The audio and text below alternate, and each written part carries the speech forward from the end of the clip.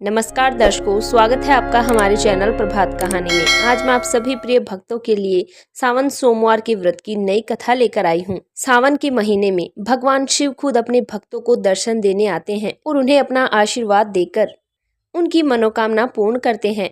और उनके प्रिय भक्त उन्हें प्रसन्न करने के लिए भगवान शिव की पूजा और व्रत करते हैं। व्रत से जुड़ी एक कथा सुनते हैं। एक गाँव में एक बूढ़ी अम्मा अपने बहू बेटे के साथ रहती थी। उसका बेटा दिहाड़ी मजदूरी करके घर का पालन पोषण किया करता था। बूढ़ी अम्मा भगवान शिव की परम भक्त थी। वह पूरे दिन भगवान शिव की पूजा अर्चना और उनके भजन में लगी रहती थी। एक दिन बूढ़ी अम्मा ने अपने बेटे से कहा कि इतनी महंगाई बढ़ रही है, तुम्हें कमाने के लिए शहर चला जाना चाहिए। तभी बेटा बोला, माँ मैं आपको अकेला छोड़कर कैसे चला जाऊं? माँ बोली, मेरी सेवा करने के लिए तो तुम्हारी पत्नी है ना, तुम निश्चिंत होकर जाओ। पीछे से ये बात उसकी बहू सुन रही थी।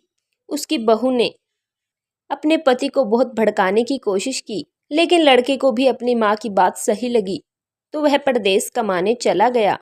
उसकी बहू बूढ़ी अम्मा से बहुत जलने लगी कि ये तो अपनी माँ की बात मानकर परदेश चला गया। अपने बेटे के जाने के बाद बूढ़ी अम्मा की हालत खराब रहने लगी। उसकी बहू ना तो उसे खाने को कुछ देती और ना ही सोने को बिस्तर देती।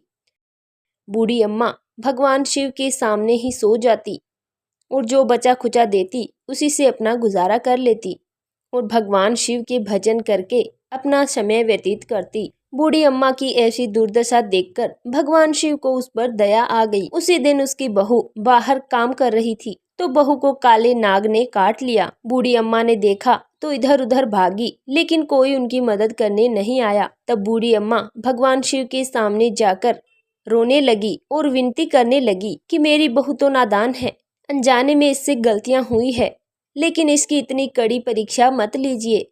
उसकी बहू बेहोश हो गई तो बूढ़ी अम्मा भगवान शिव से प्रार्थना करने लगी। तभी भगवान शिव प्रकट हुए और बूढ़ी अम्मा को दर्शन दिए। बोले, बूढ़ी अम्मा कि आपने मेरी बहुत आराधना की है, मैं तुम्हारी भक्ति से प्रसन्न हूँ, कहो तुम्हें क्या चाहिए? बूढ़ी अम्मा बोली, मुझे और कुछ नहीं चाहिए, मैं तो अपने बेटे की सुख समृद्धि चाहती हूँ और मोक्ष की प्राप्ति चाहती हूँ। और अगर आप मेरी भक्ति से प्रसन्न हैं तो मेरी बहू को ठीक कर दीजिए। भगवान शिव ने उसकी बहू को आशीर्वाद दिया और बहू पहले जैसा हो गई।